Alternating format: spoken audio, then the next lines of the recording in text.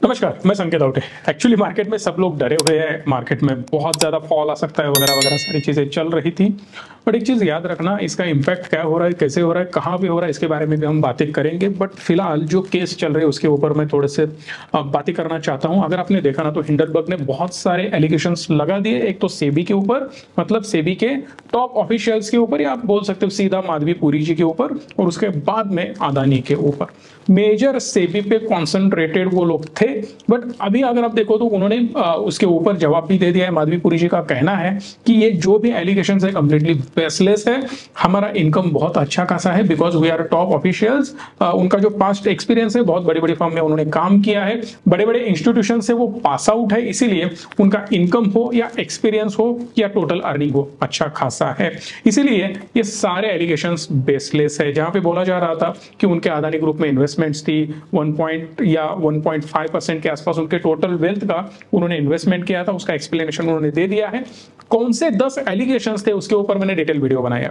अब बार बार वही सेम मैं रिपीट बिल्कुल नहीं करूंगा। जाना है तो आप जाके देख सकते हो, ऊपर लिंक है, साथ ही डिस्क्रिप्शन में भी आपको लिंक उसकी मिल जाएगी।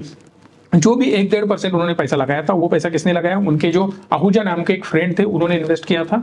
वो भी पैसा उन्होंने ऑलरेडी अदानी ग्रुप से हटा दिया है 1 साल बाद ही, जब उन्होंने इन्वेस्टमेंट किया था तब से 1 साल बाद। उनके पति जो है, उनको जेपी मॉर्गन जैसी प्रतिष्ठित कंपनियों में उन्होंने ऑलरेडी काम किया है, वहां का उनके पास एक्सपीरियंस है, इसीलिए वो ब्लैकस्टोन में एक अच्छे खासे पोस्ट पे तैनात है, वहां पे वो जॉब कर रहे हैं। बट एक चीज मुझे आपको क्लियरली बोलनी है कि जो भी बड़े बड़े ऑफिशियल्स हैं इंडिया के, कोई भी, मतलब बहुत सारे सेबी ऑफिशियल्स अभी स्ट्राइक पे गए हुए ऑलरेडी सैलरी के कारण। मेरे हिसाब से आरबीआई हो, सेबी हो, आर्मी की जो एकदम टॉप पोजीशंस होते हैं वहां पे हो, या फिनांस में जो टॉप पोजीशंस होते हैं वहां पे हो, सैलरी बहुत अच्छी खासी होनी चाहिए। करोड़ों में सैलरी होनी चाहिए। मतलब 30-40 लाख का पैकेज बिल्कुल मेरे हिसाब से एकदम खराब पैकेज है।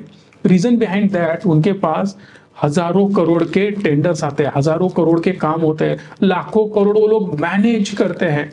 भाई साहब 0.001% भी उन्होंने हटा लिया ना उसमें से, या माल खा लिया, तो समझ जाना बहुत तगड़ा पैसा वो कमा सकते हैं।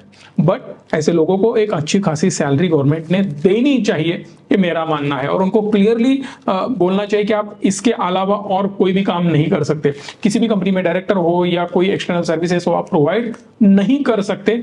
और वो स्ट्रांगली मॉनिटर भी होना चाहिए, उनके ऑडिट्स होने चाहिए, हर साल उनके अकाउंट्स पे गवर्नमेंट की नजर होनी चाहिए, और एक सेपरेट एंटिटी होनी चाहिए जो इनके ऊपर कंप्लीटली नजर बना के रखे। अदरवाइज ये जो टेबल के अंडर से लेने वाली बातें होती है ना, वो ऑलमोस्ट बंद हो जाएगी अगर इतने तगड़े कानून बनेंगे तो। मतलब कोई भी हो, मतलब इनकम टैक्स डिपार्टमेंट में हो, जीएसटी डिपार्टमेंट में हो, जहां पे मले वाला काम होता है ना, वहां पे स्ट्रांग निगरानी होनी चाहिए। बट उसके साथ साथ उनको उतनी फैसिलिटी भी देनी चाहिए और बड़ी बड़ी सैलरीज होनी चाहिए उनके लिए। ये मेरा मानना है। आप मुझे कमेंट बॉक्स में बता सकते हो आपका मानना क्या है। वैसे इसका मार्केट पे इंपैक्ट क्या हुआ? ऑब्वियसली मार्केट गिरना शुरू हो गया था बहुत अच्छा खासा, मतलब 24,200 के रेंज में वो आ चुका था। बट फिर से उसने रैली देना शुरू किया, 24,400 क्रॉस करके ऊपर गया था। अभी फिलहाल मैं वीडियो बना रहा हूँ 12:30 बजे के आसपास, तो ऑलमोस्ट 24,350 की रेंज में अभी फिर से मार्केट आ चुका है, 80 के रेंज में। तो मेरे हिसाब से अप एंड डाउन रहेगा, मार्केट में कंसोलिडेशन रहेगा। उसके रीजंस मैंने बहुत बार आपसे डिस्कस किए हैं, एक डिटेल वीडियो मराठी संकेत पे आज आ जाएगा, देख लेना वो भी वीडियो जाके। बट मेरे हिसाब से जो भी एलिगेशंस लगा रहे, राहुल गांधी तो सीधा बोल रहे कि इन्होंने रिजाइन करना चाहिए। मैंने 2 लोगों का नाम लिया था और दोनों भी लेडीज थी। अब फिर से मैं किसी का नाम बिल्कुल नहीं लेने वाला, कि उनको हटा देना चाहिए। एक तो लेडी चली जा चुकी है जो बाबा के हिसाब से काम कर रही थी, दूसरी लेडी कौन है मैं बिल्कुल किसी का नाम लेने वाला नहीं हूं, बट दोनों को हटाना चाहिए, मेरा क्लियर ओपिनियन था। होता यह है ना कि एक बड़े कुर्सी पे बैठ के आप सडनली जो भी डिसीजंस लेते हो, एग्रेसिव डिसीजंस, जो कि मार्केट से और मार्केट के काम से बहुत ज्यादा अपोजिट डिसीजंस इनके होते हैं, और उनको वो लोग रिलेट नहीं कर पाते। मतलब बहुत बार बोला जाता है ना, कोई कामगार बंदा होता है या जो भी छोटे लेवल पे काम, जूनियर लेवल पे काम करने वाले लोग होते हैं, वो टॉप ऑफिशियल्स के साथ रिलेट नहीं कर पाते। रीजन बिहाइंड दैट कि टॉप ऑफिशियल्स को बॉटम का काम ही पता नहीं होता है। सेम चीज कई सेक्टर्स में हो रही है, कहीं गवर्नमेंट के ऑफिशियल्स के साथ हो रही है। उनको ग्राउंड रियलिटी एक्चुअली पता नहीं है और वो सीधा ऊपर बैठ के कोई तो बता रहा है, इजीली मेल ड्राफ्ट करके किसी का आ जाता है, ये लोग उसको बोल देते हैं कि हाँ ये रियलिटी है और यहाँ पे हम ये चेंजेस करने वाले हैं। एक्चुअली ये नहीं होना चाहिए मेरे हिसाब से। राहुल गांधी बोल रहे हैं, बट ठीक है, माधवीपुरी जी ने जो भी एक्सप्लेनेशन दिया है वो भी एक्सप्लेनेशन सही है, बट राहुल गांधी सही है गलत है आई डोंट नो, वो आप डिसाइड करना। ऑलमोस्ट पॉलिटिकल व्यूज देना मैंने बंद कर दिया है क्योंकि बहुत सारे लोग हर्ट हो रहे हैं। सो मैं ओपिनियन बिल्कुल नहीं देने वाला, मैं सिर्फ जो भी चल रहा है आपको बता दूंगा और छोड़ देने वाला हूं। करंट सिचुएशन मेरे हिसाब से कोई इशू नहीं है, फंडामेंटली सभी कंपनियां अच्छा काम कर रही है। जो भी रिजल्ट उनके आए, थोड़ा कंसोलिडेशन पीरियड में बहुत सारे रिजल्ट्स मुझे दिखाई दिए, इसीलिए मार्केट में प्रेशर बना रहेगा from both sides, top side से भी और बॉटम साइड से भी। आज शाम को जुलाई इन्फ्लेशन के रिजल्ट आने वाले हैं, अब वो कैसे नंबर आते हैं वो देखना पड़ेगा। 3.6 या 3.7 का, शायद मुझे लगता है 3.7 का ही एक अनुमान लगाया गया था। अब इसके हिसाब से नंबर कैसे आएंगे, ऊपर आएंगे या नीचे आएंगे, उस प्रकार से मार्केट कल रिएक्ट उसके ऊपर करेगा। बट फिलहाल नंबर्स ठीक ठाक ही आएंगे ऐसे मुझे लग रहा है। इथेनॉल के स्टॉक्स बहुत ज्यादा फोकस में, उनके ऊपर आपका फोकस होना चाहिए। गडकरी जी ने बताया पार्लियामेंट में कि हम पेनिट्रेट करेंगे इथेनॉल को 100%, जल्द ही इंडिया में इथेनॉल का यूज कैसे होगा इसी के ऊपर हम फोकस करेंगे। मैं थोड़ा सा कॉन्टेस्ट बता देता हूं आपको, अगर हमारी जीडीपी के ऊपर फोकस करें या रुपी पे फोकस करें, रुपी की हालत बहुत टाइट है भाई साहब, हर रोज रुपया गिरता हुआ नजर आ रहा है और जेन्युइनली गवर्नमेंट ने फास्ट ट्रैक में इस पे ऊपर काम करना चाहिए था, बट इतने सालों से आगे नहीं, मुझे बोलना है आगे। ओके, सो अभी गडकरी जी ये बोल रहे हैं कि हम इथेनॉल का यूज बढ़ाएंगे, इसका मतलब हम ऑयल बहुत ज्यादा इंपोर्ट करते हैं, जितना ज्यादा आप इंपोर्ट करोगे उतना ज्यादा आपका रुपी डिप्रिशिएट हो जाएगा, आपकी करेंसी डिप्रिशिएट हो जाएगी। सिंपली क्या होना चाहिए कि अपना इंपोर्ट कम और एक्सपोर्ट ज्यादा होना चाहिए। जब भी अपना ऑयल का इंपोर्ट एग्रेसिवली फॉल होना शुरू हो जाएगा ना, तब अपनी करेंसी अच्छी खासी स्टेबल होती हुई नजर आएगी। इसे इंपैक्ट दो तीन चीजों पर आएगा, करेंसी स्ट्रॉन्ग, फंडामेंटली देश अपना स्ट्रॉन्ग, उसके बाद इथेनॉल बनाने के लिए जरूरी होता है गन्ना, शुगर केन, उसके प्रोडक्शन पे फोकस किया जाएगा। उसके बाद जो भी अभी फोकस किया जा रहा है फार्मर्स के ऊपर, अब फार्मर्स और ज्यादा स्ट्रॉन्ग बनने की कोशिश करेंगे और हो सकते हैं। और जब भी इथेनॉल का प्रोडक्शन ज्यादा हो जाएगा, यूज इंडिया में ही होगा, इंडिया ही प्रोड्यूस करेगा, तो फायदा अपने को होने वाला है। दूसरी इंपॉर्टेंट चीज, रेट कम है, पेट्रोल डीजल के जो भी दाम है उससे कई सस्ते में हमें इथेनॉल मिल सकता है। अब गडकरी जी के हिसाब से उन्होंने ऑलरेडी मारुति और टोयोटा को बोल दिया है और वो एग्रेसिवली काम भी कर रहे हैं। अगर आपने हिस्ट्री में देखा है ना, तो गडकरी जी को बहुत अच्छा सपोर्ट टोयोटा करती है। मतलब जो भी विजन गडकरी साहब लेके जाते हैं उसको कंप्लीट करने में या उस विजन से अलाइंड मैन्युफैक्चरिंग करने में टोयोटा का बहुत बड़ा योगदान है। इसीलिए हाइब्रिड कार्स देखो, इलेक्ट्रिक कार पे वगैरह फोकस जो भी है टोयोटा सबसे पहले करती है और R&D पे स्पेंडिंग भी करती है। सेम मारुति का भी उनके साथ बहुत अच्छा खासा कनेक्शन नजर आता है। इन पॉजिटिव नोट में बात कर रहा हूं। अगर ये होता है ना, तो टोयोटा भी बोल रहा है कि महाराष्ट्र में, मतलब औरंगाबाद में समवेयर अराउंड 20,000 करोड़ का वो इन्वेस्टमेंट करके प्लांट शुरू करने वाले हैं। सो 100% इथेनॉल पे चलने वाली कार्स मैन्युफैक्चरिंग करना शुरू हो जाएगा। एयरक्राफ्ट में जो भी फ्यूल लगता है जिसको हम ATF बोलते हैं, वो ATF 20% ब्लेंडेड होगा इथेनॉल के साथ। सो इसका मतलब वहां पे भी हेवी फ्यूल की कंजम्पशन होती है जो फिर से रिड्यूस होते हुए हमें नजर आ जाएगी। दो स्टॉक के ऊपर हम बात कर सकते हैं, EID पैरी जो कि मुर्गप्पा ग्रुप का है और उसके साथ साथ बलरामपुर चीनी, दोनों स्टॉक रॉकेट ऑलरेडी हो चुके हैं। अब EID पैरी अगर आप देखो ना, तो इसका पीई रेशो 16 है, जहां पे बलरामपुर का पीई रेशो हमें 23.3 नजर आता है। बहुत एग्रेसिवली बलरामपुर का स्टॉक बढ़ता हुआ नजर आ रहा है, जहां पे EID पेरी भी बहुत अच्छा खासा बढ़ चुका है। अब मजेदार चीज यहाँ पे यह है कि EID थोड़ा सा सस्ता नजर आ रहा है और मुझे फंडामेंटली बेटर नजर आ रहा है, जिसकी सेल्स ग्रोथ बहुत अच्छी है और फंडामेंटल भी अच्छे हैं। मुर्गप्पा ग्रुप की है और ज्यादा कन्विक्शन आ जाता है, क्योंकि मुर्गप्पा ग्रुप के स्टॉक्स बहुत सारे लोगों को पता नहीं है।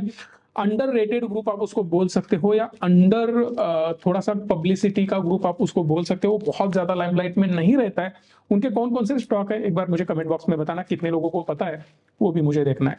अगर इथेनॉल की बात करें तो मुझे थोड़ा सा वहां पे ना रेगुलेशंस बहुत ज्यादा नजर आते हैं। सिंपली समझ लेना, अगर आपको इथेनॉल बनाना है ना, तो आप क्या शुगर प्लांट होना चाहिए या चीनी बनाने वाला फैक्ट्री होना चाहिए। ये लाइसेंस किसी को भी नहीं मिलता है। एक तो डिस्टेंस के बहुत बड़े बड़े नॉर्म्स यहाँ पे रखे गए हैं, मतलब 15-20 किलोमीटर का डिस्टेंस होना चाहिए।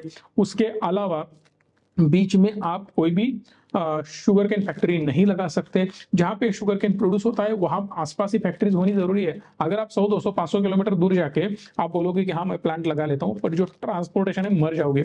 जितना प्रोडक्शन कॉस्ट है ना, उतनी ज्यादा ट्रांसपोर्टेशन कॉस्ट इस पे आ जाएगी, क्योंकि शुगर केन बहुत ज्यादा हेवी होता है। सो ट्रैक्टर से या ट्रक से आपको ट्रांसपोर्ट करना पड़ता है, वहां पे आप फंस जाओगे। दूसरी इंपॉर्टेंट चीज, जो मिनिमम परचेस प्राइस होता है या मिनिमम सेलिंग प्राइस होता है, जो भी एमएसपी बोलते हैं उसको, वो गवर्नमेंट तय करती है। इसीलिए रॉ मटेरियल में आप कुछ नहीं कमा सकते।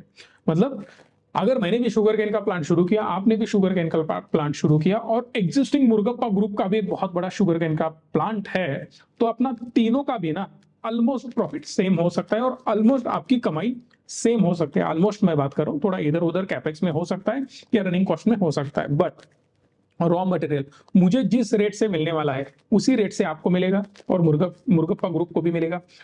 सेलिंग प्राइस, चीनी की प्राइस कौन तय करता है? ऑलमोस्ट गवर्नमेंट तय करता है, तो उनके हिसाब से सेलिंग प्राइस भी तय होगी। तीसरा इंपॉर्टेंट चीज ये है कि यहाँ पे आप प्रोडक्शन जो कर रहे हो इथेनॉल का, उस पर लिमिटेशन है। मतलब 15% का लगा देंगे, 20% का लगा देंगे, उससे आगे जाने नहीं देंगे। आप 100% इथेनॉल प्रोड्यूस करोगे ना, तो गवर्नमेंट को लगेगा आप चीनी प्रोड्यूस नहीं कर रहे हो। चीनी प्रोड्यूस नहीं करोगे तो इंडिया को इंपोर्ट करना पड़ेगा, फिर इंडिया को और ज्यादा इंपोर्ट की वजह से चीनी की प्राइसेस बढ़ाना पड़ेंगी, बहुत सारी प्रॉब्लम्स आएंगे। सो इसीलिए इथेनॉल के प्रोडक्शन पे बहुत सारी लिमिटेशंस अभी फिलहाल लगे हुए हैं। अगर वो चेंज होते हैं तो मजा आ जाएगा, बट इससे फायदा गवर्नमेंट का भी होगा और अपने किसान भाइयों का भी फायदा होगा। रीजन बिहाइंड दैट कि डिमांड बढ़ जाएगी।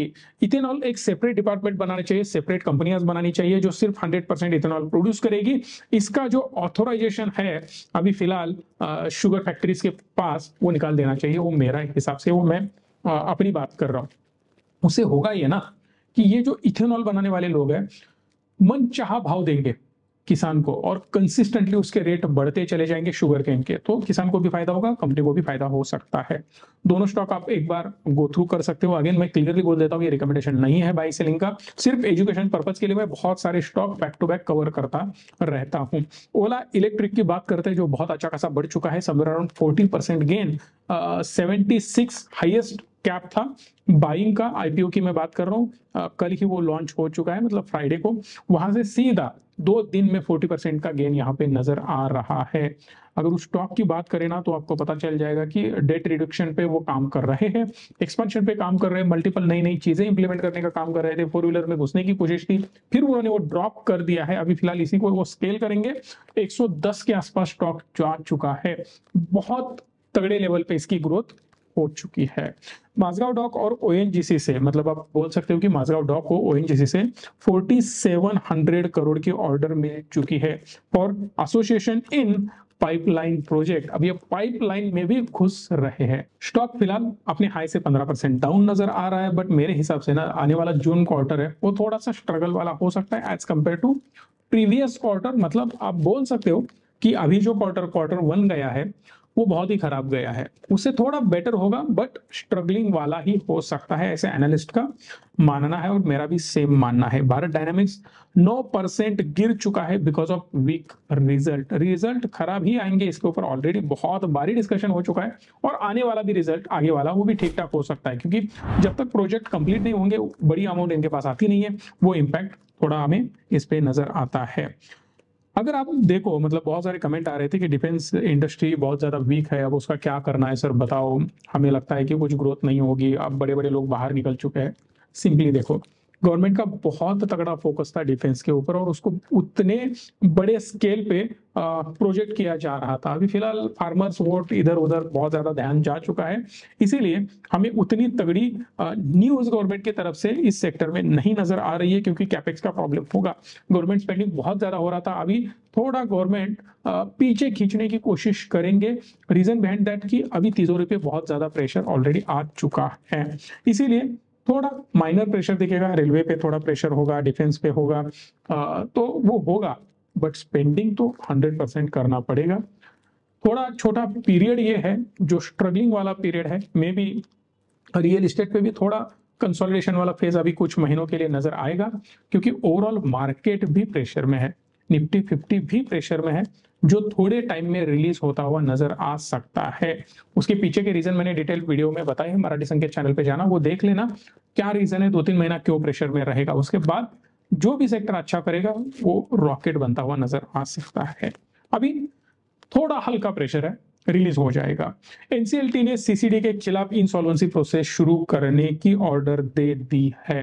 अब इसके पीछे रीजन आप बोल सकते हो कि हेवी डेट हो चुका था, मैंने बहुत सारी स्टोरीज इसके ऊपर कवर की है, एक डिटेल वीडियो मैंने मराठी संकेत पे बना दिया है, वो जाके आप देख सकते हो। सीसीडी का कंप्लीट हिस्ट्री मैंने वहां पे बोला था, क्योंकि वहां पे स्टॉक बहुत ज्यादा चर्चा में था, अरे ऊपर बढ़ेगा, इतना बढ़ेगा, मल्टीबैगर होगा, ये होगा, वो होगा, सीसीडी कम बैक करेगा, क्योंकि सिद्धार्थ साहब की पत्नी ने बोला था कि हम इसको ग्रो करने में मदद करेंगे और हम इसको फिर से कम बैक कराने की कोशिश करेंगे। मैंने क्लियरली बोला था ये पॉलिटिकल व्यू है, ये पॉलिटिकल ओपिनियन है, उनके पिताजी कौन है, क्या है, किस प्रकार से क्या क्या उन्होंने किया, मैंने सारी चीजें वहां पे कवर करी थी। अब यहाँ पे मैं वो बिल्कुल कवर नहीं करूंगा। खुद वहां से एग्जिट लेने की वो बहुत तगड़ी नाकाम होने वाली कोशिश थी, वही हुआ है, क्योंकि बिजनेस कंप्लीट खत्म हो चुका है। अब जो ग्रो कराने की बात कर रहे हैं ना, उनको बिजनेस का सेंस बिल्कुल भी नहीं था। अब यहां से 100% लोग फंस चुके हैं। अब एक मजेदार चीज बताता हूं कि स्टॉक गिर गया, मतलब 36 और 37 के आसपास वो आ चुका था। एग्जैक्ट अगर मैं आपको प्राइस बोलूँ ना तो समझ में आ जाएगा आपके कि 37.5 के रेंज में वो आ चुका था, और वहां से फिर वो 42 चला गया। इतना गिरने के बावजूद है कि रिकवरी आई, इसका मतलब समझ लेना कितने लोग पागल भरे पड़े हैं दुनिया में। मतलब थोड़ा बैड वर्ड यूज कर रहा हूं, बट समझ जाना जो लोग भी यहाँ पे फंसे हुए हैं ना, वो एवरेज करने की कोशिश कर रहे हैं, इसीलिए गिरा हुआ शेयर फिर से उठ रहा है ऊपर। समझ लो भाई साहब, इंसॉल्वेंसी फाइल हो रही है, क्लोज होने वाला है, स्टॉक खत्म होने वाला है, फिर भी हम वहां पे बाइंग करने चाह रहे हैं। अब आपको पता है इसकी प्रोसेस क्या होती है इंसॉल्वेंसी की? आपका लास्ट में नंबर होता है इन्वेस्टर का, आपका हो या मेरा हो, किसी का भी हो, जो भी स्टॉक में इन्वेस्टेड है वो लास्ट नंबर में सेटल किया जाएगा। पहले डेट्स क्लियर किए जाएंगे, गवर्नमेंट के ड्यूज क्लियर किए जाएंगे, मतलब उनका जो भी आईटीआर का लफड़ा हो सकता है, जीएसटी का लफड़ा हो सकता है, उन पे फाइन लगा हो सकता है, हर एक चीज पहले क्लियर की जाएगी, और बाद में बचा हुआ पैसा इन्वेस्टर को मिलता है। इसका मतलब यह है, इन्वेस्टर कौन? वो भी स्टॉक इन्वेस्टर। बाकी जो मेजर इन्वेस्टर होते हैं उनके पेमेंट्स पहले जाएंगे और बचा कुचा आप लोगों को मिल जाएगा। इसका मतलब हाथ में कुछ आता ही नहीं है। प्रॉपर्टी बेची जाती है, एकदम चिल्लर दाम में बेची जाती है, वहां पे भी पॉलिटिकल इंटरेस्ट होता है, बहुत सारे प्रॉब्लम है साहब। सो दैट कचरा स्टॉक में बिल्कुल इन्वेस्टेड मत रहना। 2019-20 में ड्यू भरने में हुए वो फेल थे। उसके बाद 100 करोड़ पेमेंट का ड्यू इंडसइंड बैंक का भी है, ऑलमोस्ट 400 करोड़ के आसपास अभी वो पेमेंट नहीं कर पाए, जो अभी फिलहाल उनको देना था, इसीलिए वो एनसीएलटी में चले गए थे और उनको बैंकरप्ट घोषित किया जा चुका है। स्टॉक हम कवर कर सकते हैं जिनके रिजल्ट आ चुके हैं, जिसके बारे में हम डिस्कस कर सकते हैं। वो पहला स्टॉक है कोरोमंडल इंटरनेशनल, ब्रेकआउट दे चुका है, रिजल्ट ईयर ऑन ईयर आप देख सकते हो, ठीक ठाक रिजल्ट नजर आ रहा है। यहाँ पे अगर आप देखो, मैं स्टॉक भी सर्च करके आपके साथ डिस्कस करना चाहता हूँ, जहां पे पी रेशो मुझे 35 के आसपास नजर आ रहा है, जिसका इंडस्ट्री पी 33 है। सेल्स ग्रोथ ऑलमोस्ट 16% के आसपास है, मगर 4700 करोड़ का जो सेल्स है, वहां पे 309 करोड़ का इनका प्रॉफिट है, जो कि क्वार्टर ऑन क्वार्टर बहुत तगड़े लेवल पे ग्रो हो चुका है। ईयर ऑन ईयर हमें डिक्लाइन नजर आ रहा है, बट ब्रेकआउट किया हुआ है स्टॉक ने, अच्छी खासी ग्रोथ दिखा रहा है। सिंपल है भाई साहब, एग्री सॉल्यूशंस कंपनी प्रोवाइड करती है और एग्रीकल्चर रिलेटेड सारे स्टॉक फोकस में है। भले रिजल्ट एकदम तगड़ा ना आए, फिर भी स्टॉक में ग्रोथ हो रही है। वोल्टास की हम बात करें, तगड़ा रिजल्ट आ चुका है। वोल्टास के बारे में बहुत सारी बार हमने बातें करी थी कि वोल्टास किस प्रकार से ग्रो हो सकता है, मैन्युफैक्चरिंग क्यों ग्रो हो जाएंगी, पीएलसी स्कीम्स कैसे आती है, पीएलआई स्कीम, उसके ऊपर भी हमने बातें करी थी, और बहुत कुछ हमने वोल्टास के बारे में बोल रखा है बहुत बार। अब फिर तगड़ा रिजल्ट आ चुका है, ऑलमोस्ट 4921 करोड़ का सेल्स, जहां पे 335 करोड़ का नेट प्रॉफिट।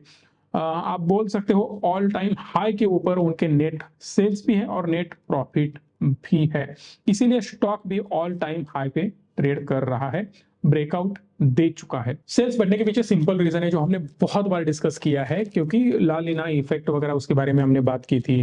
बहुत ज्यादा गर्मी हो सकती है, उसमें डिस्पोजेबल इनकम सभी लोगों का बढ़ चुका है। हर एक मिडिल क्लास का एक सपना होता है घर में भाई साहब एसी होना चाहिए। बहुत ज्यादा गर्मी है, वो सहन नहीं करनी है। कमा किसके ले रहे, खुद के लिए तो कमा रहे, और मुझे मेरी लाइफस्टाइल अपग्रेड करनी है।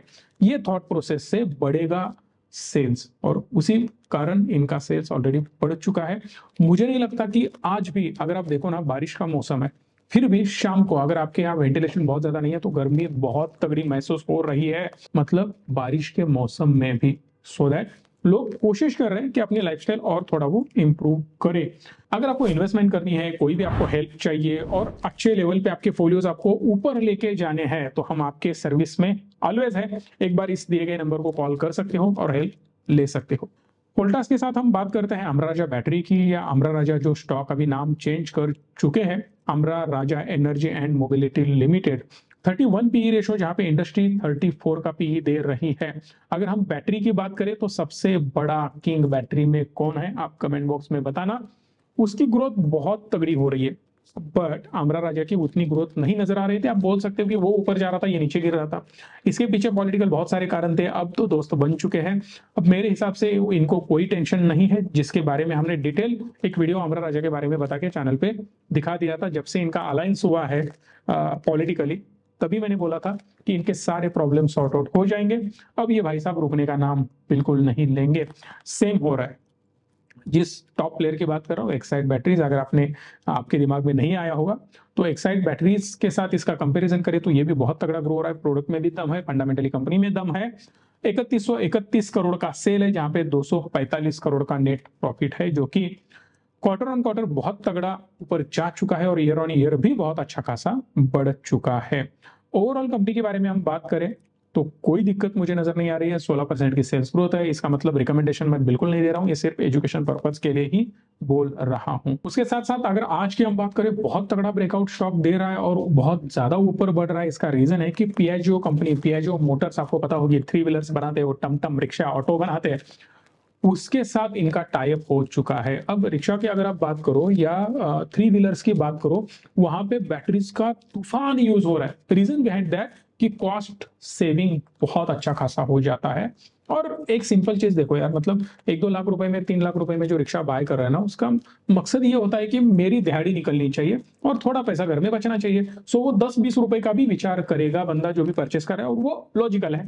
इसीलिए कंपनियां सोच रही कि उनके व्हीकल्स को इलेक्ट्रिक व्हीकल बनाना है, उनको ट्रांसफॉर्म करना है from fuel vehicle to electric vehicle, और उनके साथ इनका टाइप हो चुका है। और दोनों ने एक एमओयू साइन भी कर लिया है, जो कि लिथियम आयन बैटरीज उनको सप्लाई करेंगे। पियाजे को कौन करेगा, अमरा राजा सप्लाई करेगा। उसके साथ साथ और एक उन्होंने बड़ा प्लांट साउथ में लगा दिया है, मेगा एक्सपेंशन प्लान चल रहा है। इन दोनों न्यूज की वजह से स्टॉक में आज एक अच्छी खासी तेजी हमें नजर आ रही है। उसके साथ साथ आइनॉक्स विंड का भी रिजल्ट आ चुका है। आइनॉक्स विंड भी हमने बहुत बारी कवर किया है, और ये स्टॉक जो है ना, रॉकेट है। 350 से भी ज्यादा इसका पी रेशो नजर आ रहा है, फिर भी ग्रोथ तो मेंटेन्ड है। मतलब 35% की इनकी 3 साल की सेल्स ग्रोथ हमें नजर आ रही है। 640 करोड़ के आसपास इनका सेल है, जहां पे 50 करोड़ का नेट प्रॉफिट है।